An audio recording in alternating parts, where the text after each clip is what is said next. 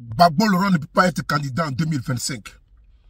Vous avez tous écouté le discours, oui, de Coulibaly Kublai, le président de la CEI, depuis l'Assemblée nationale. Le PPACI, par l'intermédiaire de Kone Katina, apporte une réponse claire. Gbagbo sera candidat en 2025. Le PPACI est catégorique et puis met au défi Coulibaly Kublai. Kone Katina met au défi Coulibaly Kublai. Gbagbo sera candidat. On verra en 2025. On écoute ensemble. La candidature du président Laurent Gbagbo. Puisque d'ailleurs, partagez la vidéo s'il vous plaît. C'est très souvent quand il dit, M. Kublai dit, que à partir du moment où il a été déjà, le président a été radié de la liste, il lui appartient au président de venir donner les éléments qui prouvent qu'il a été, que les raisons pour lesquelles il a été radié, ces raisons n'existent plus. Mais ce n'est pas au président de le faire. Puisque lui, il dit chaque année, il écrit, il est censé écrire chaque année au ministère de la Justice qui lui donne la liste. Nous demandons à Kublai de publier dès demain la liste que lui a donnée le ministère de la Justice en février 2023 lorsqu'ils ont rejeté la demande d'inscription du président Laurent Gbagbo. S'il ne le fait pas, c'est que c'est lui qui est l'obstacle de l'inscription du président Laurent Gbagbo. Et nous allons l'expliquer. Ça, donc, nous avons dit que les faits, son discours était factuellement faux et ses arguments sont juridiquement infondés. Et nous allons expliquer pourquoi c'est juridiquement infondé. Sur la question de l'ordonnance, voici ce qu'il dit l'article 1er de l'ordonnance du 6 août. Ouais. Bénéficier d'une amnistie, les personnes poursuivies ou condamnées pour des infractions ayant un lien avec la crise post-électorale de 2010 ou des infractions contre la sûreté de l'État commises après le 21 mai 2011, à l'exclusion des personnes en procès devant une juridiction internationale ainsi que les militaires membres d'un groupe armé. Voilà ce qu'il dit. Pour le PPACI, la lecture est simple. L'exclusion du président Laurent Gbagbo de cette liste, elle est circonstancielle. Elle était liée à des circonstances de temps. Il faisait face, comme le dit, à une justice internationale. Mais cette condition-là, circonstance, elle a cessé d'exister. Elle n'existe plus.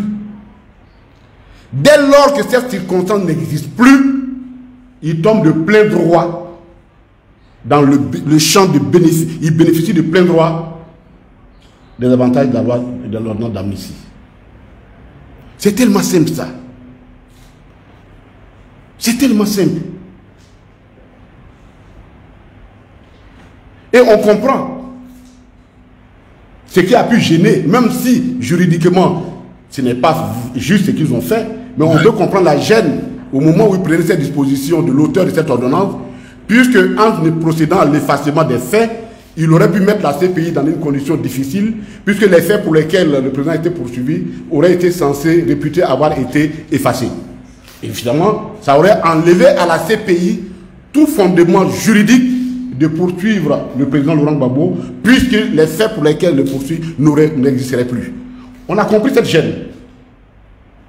Oui, même si juridiquement ce n'est pas juste, puisque l'amnistie opère effacement des faits, erga omnes, comme le disent les latins, c'est-à-dire à l'égard de tous, il n'est pas possible que les mêmes faits furent effacés pour les uns, y compris pour l'auteur principal que je suis, et maintenus pour un seul.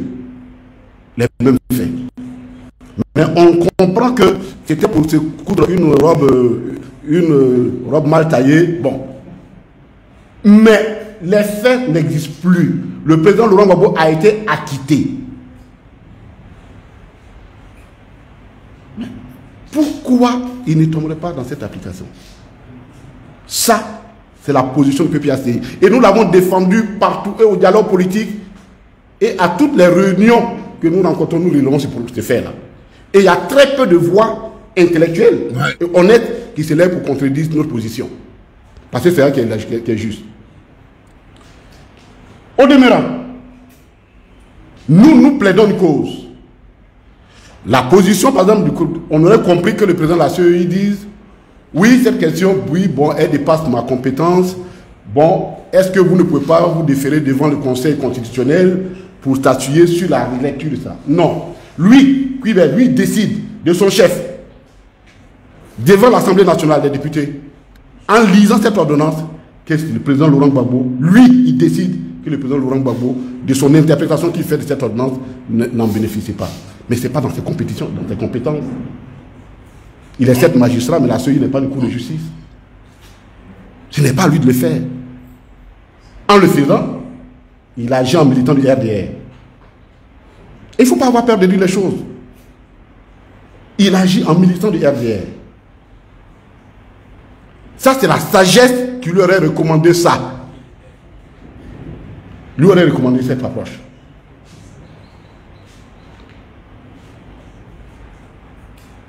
Sauf si Quibert veut se retourner à la jurisprudence qui nous a créé, la jurisprudence Kone Katina et Damana Picasse. Et je vais vous expliquer. Pourquoi parfois ce que nous faisons dans nos juridictions, ce que nous faisons dans nos administrations, en visant des personnes, elles nous condamnent toujours.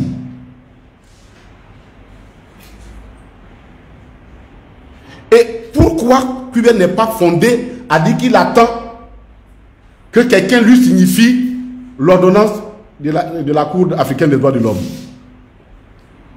Puisque Quibert, lui, en 2022, 21, février 2021, Picasse et moi, nous étions candidats aux élections législatives et nous avons déposé nos documents, dont un certificat de résidence régulièrement établi par l'autorité de police, donc par le ministère de l'Intérieur, derrière lequel chaque jour Quibert s'est dit, moi tant que ça ne vient pas là-bas, je ne fais rien. Donc, venu du ministère de l'Intérieur, Quibert s'est assis dans son bureau et s'est donné le pouvoir de remettre en cause, non, il n'a même pas remis en cause la validité. Il a décidé d'aller outre cela en se fondant sur la rumeur publique, ce qu'on appelle donc la notoriété, faisant de nous des citoyens de l'actualité, pour nous interdire de compétir. C'est-à-dire, je n'ai pas tout compris le raisonnement. Quibert, à chaque fois qu'on lui demande d'inscrire, il dit, lui, il s'en tient à ce que les structures de l'État lui disent de faire. Il écrit au ministère de l'Intérieur, il écrit au ministère de la Justice, et ce qu'on lui donne comme texte sont décédés, c'est à ça qu'il s'en tient. Parfait. Ouais. Mais il oublie qu'il a décidé de lui-même qu'un acte administratif régulièrement émis par une autorité à laquelle il se réfère régulièrement, il a décidé d'aller contre cet acte administratif de son propre chef. Si donc il est capable de juger de la portée juridique des actes, de certains actes, pourquoi alors attend-il encore qu'un autre organe quelconque lui confère, lui donne, lui signifie, ou lui donne les instructions pour appliquer l'ordonnance de la Cour africaine des droits de l'homme? Comment il peut expliquer ça? Autre élément, nous demandons à Quibert, comme il écrit à tout le monde, et que les questions qui relèvent de l'international, c'est le ministère des Affaires étrangères, qu'il produit la lettre qu'il a écrite au ministère des Affaires étrangères concernant, pour dire, bon, on a des Ivoiriens qui sont hors de la Côte d'Ivoire, qui bénéficient, qui peuvent être aussi dans des situations, donnez-moi la liste des cas qui sont censés être inéligibles.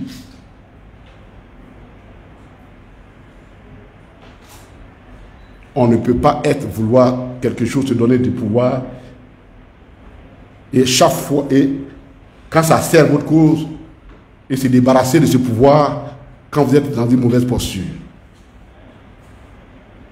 Au total, chers amis, Ouais. pour nous, le discours qu'a tenu Cuba hier vise à mettre le trouble dans l'esprit des Ivoiriens, comme quoi le président Laurent Gbagbo est exclu de la liste électorale parce qu'il a été déchu de ses droits civiques. Ce n'est pas vrai, premièrement. Deuxièmement, sur la base de sa propre, il n'appartient pas à Cuba de statuer sur la portée de l'ordonnance d'amnistie. Ce n'est pas sa compétence. Troisièmement, comme il est capable de contester et d'apprendre des décisions qui s'opposent aux décisions d'une structure administrative, il n'a pas à attendre qui que ce soit pour appliquer l'ordonnance de 2011. Et sur cette question, sa position a évolué. Au début, il disait, quand nous l'avons rencontré, qu'il faut une mesure d'exéquatur pour rendre applicable cette décision. Quand nous lui avons relevé que ça là, même un enfant qui a fait la première année de droit, le premier trimestre de droit, sait que ce n'est pas possible. Sachant qu'on sait, il ne parle plus d'exéquatur. Il dit, lui, là, il attend que quelqu'un lui envoie. Mais c'est quelqu'un, c'est qui? Chers amis, quand on a été militant d'une cause, jugé exclusionniste, porté par des rébellions armées,